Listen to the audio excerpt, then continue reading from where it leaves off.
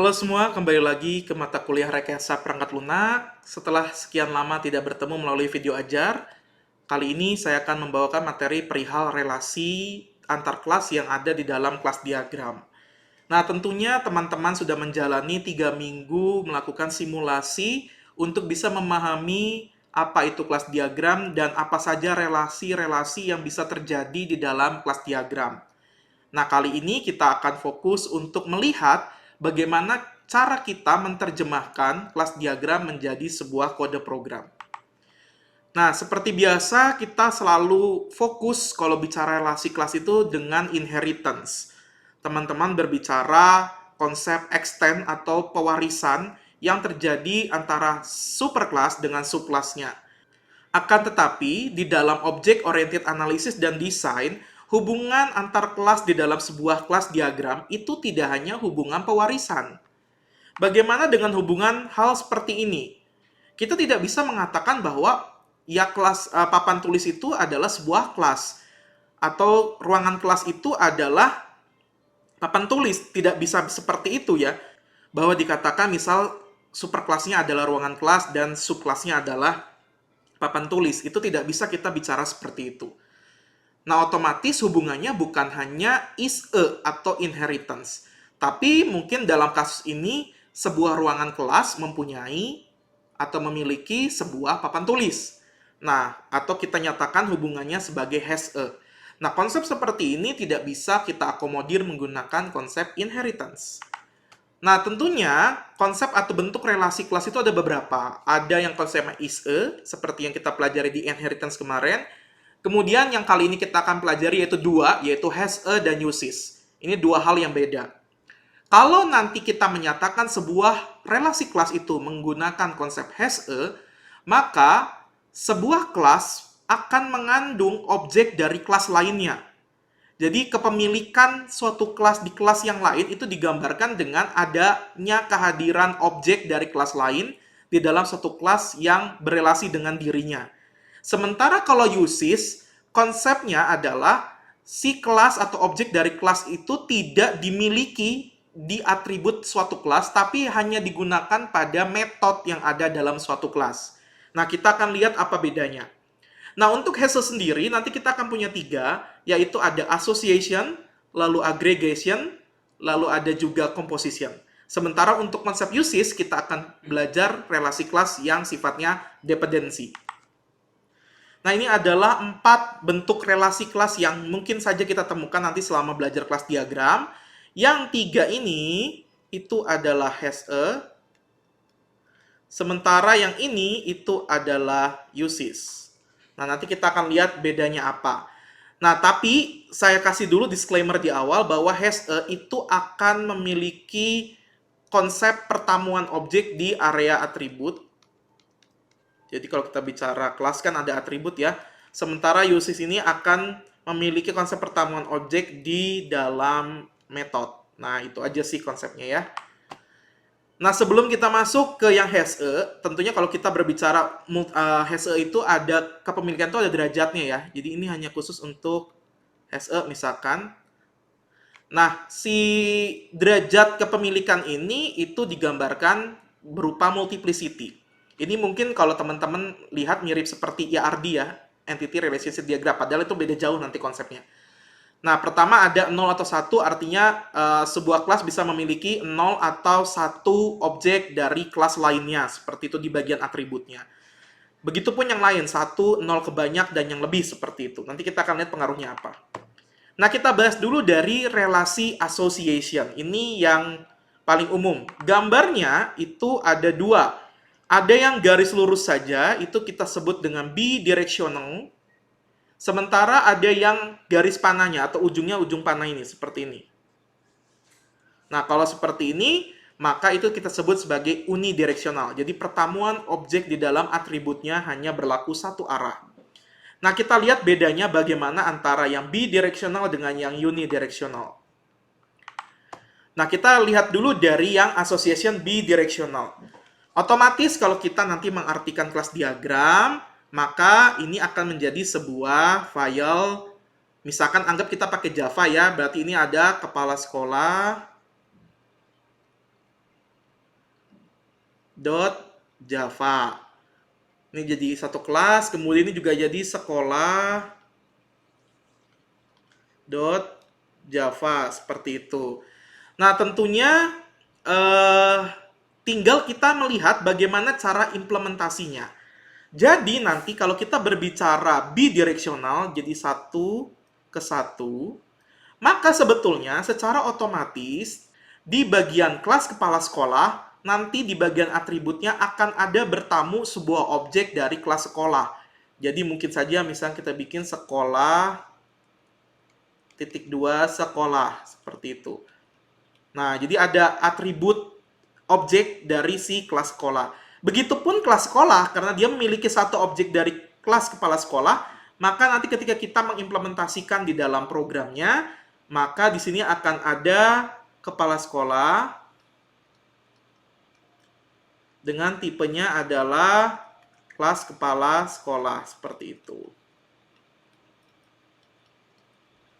Nah, kalau kita sudah lihat seperti itu, nah ini ada contohnya. Jadi kita lihat di sini bahwa di dalam kelas sekolah akan ada set kepala sekolahnya. Jadi dia akan memanfaatkan objek dari kepala sekolah untuk dia bisa men-set atau men-setter ya kepala sekolahnya siapa. Begitupun kepala sekolahnya di dalam kelas kepala sekolah dia akan punya juga set sekolahnya apa. Jadi pertemuannya dua arah seperti itu. Dan cara mendapatkan lainnya mah seperti biasa ya, ada getter, setter dan segala macam, saya tidak akan jelaskan di sini. Bagaimana kalau sifatnya satu ke banyak? Jadi kan ini satu ke banyak. Berarti di sini kasusnya adalah satu kelas memiliki banyak objek kelas mahasiswa. Jadi bacanya ke ujungnya gitu ya. Satu kelas dari kelas ini agak susah ya. Satu kelas dari kelas itu akan memiliki banyak objek dari mahasiswa. Sementara satu mahasiswa hanya memiliki satu value dari objek kelasnya aja.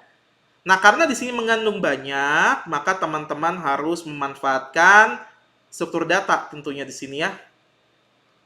Nah, struktur data ini bisa yang teman-teman pelajari kemarin, ada array, ada list, ada stack dan segala macam. Itu untuk menandakan banyak atau tidak banyaknya. Nah, sama berarti di sini di kelas nanti akan ada misalkan list dari si kelas mahasiswanya di bagian atributnya. Ini saya tidak akan tuliskan lengkap ya, seperti itu. Sementara di mahasiswa akan ada hanya sebuah objek kelas aja. Jadi misalkan kelas titik 2 kelas seperti itu. Nah, kalau kita lihat implementasinya, maka ya kita harus create dulu linked list. Dalam hal ini saya pakainya linked list dari kelas mahasiswa. Nah, kemudian kelas saya hanya ciptakan satu di sini karena derajatnya 1. Kemudian ketika mahasiswa mau ditambahkan, kita harus buat dulu mahasiswanya. Jadi add first itu kan adalah fungsi untuk menambah data ke dalam si linked list mahasiswanya. Nah, disinilah pertemuan terjadi sebetulnya. Jadi kalau kita bicara proses pertemuannya, itu kita bisa lihat bahwa satu kelas itu akan punya banyak mahasiswa, sementara satu mahasiswa akan hanya memiliki satu kelas saja. Nah, itu konsep dari bidirectional one to many. Ada lagi yang bidirectional many to many. Nah, biasanya ini ditandai dengan kehadiran asosiatif class atau kita sebut dengan class association. Nah, ini kalau kita bicara IRD, kalau banyak ke banyak itu biasanya muncul entitas baru ya, atau relasinya itu dijadikan entitas seperti itu.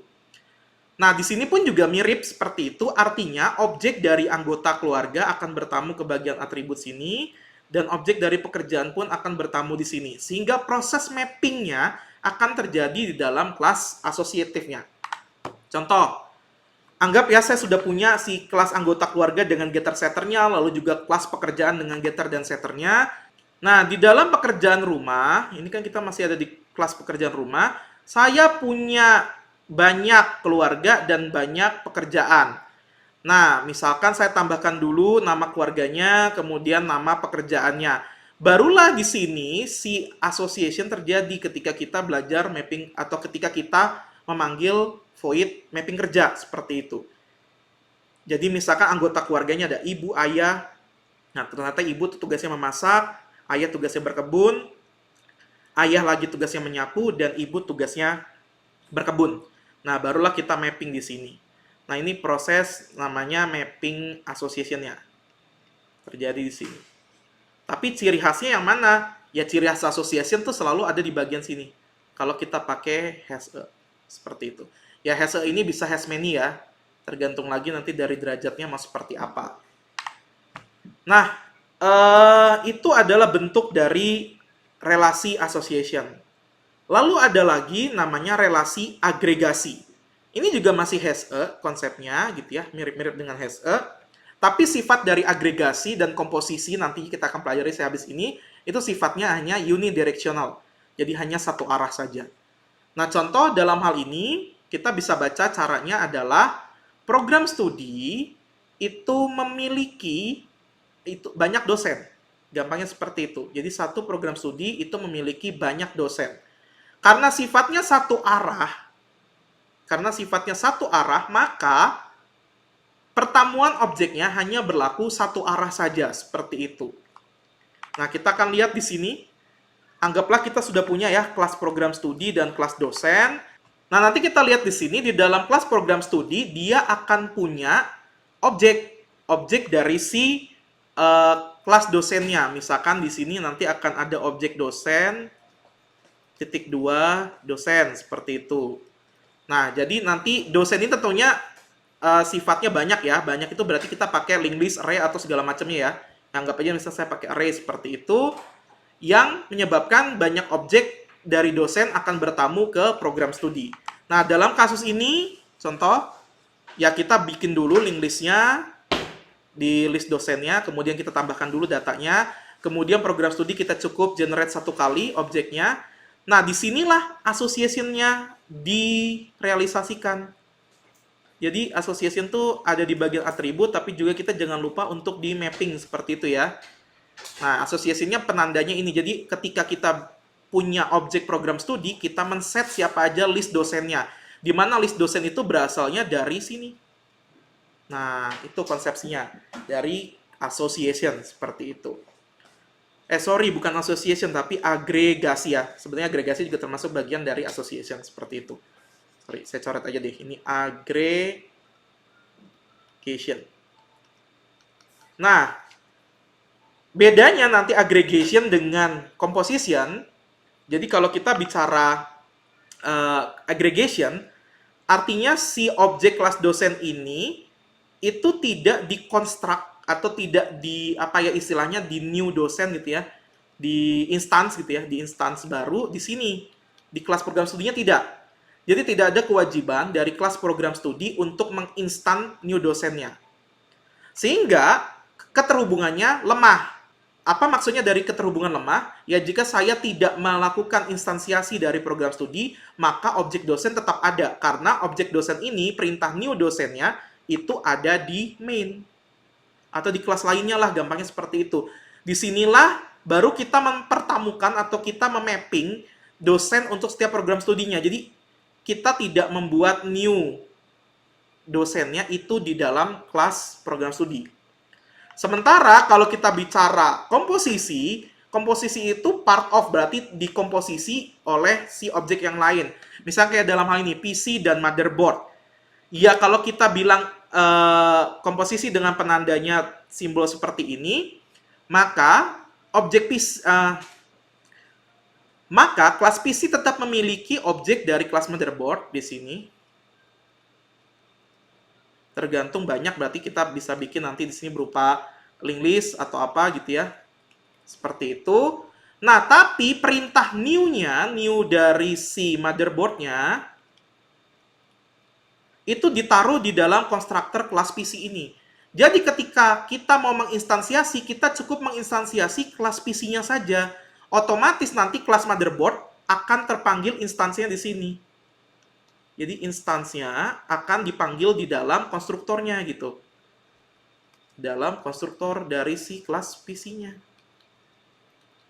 Jadi sekali instansiasi dapat 2 objek, gampangnya seperti itu. Tapi kalau agregasi tidak ya.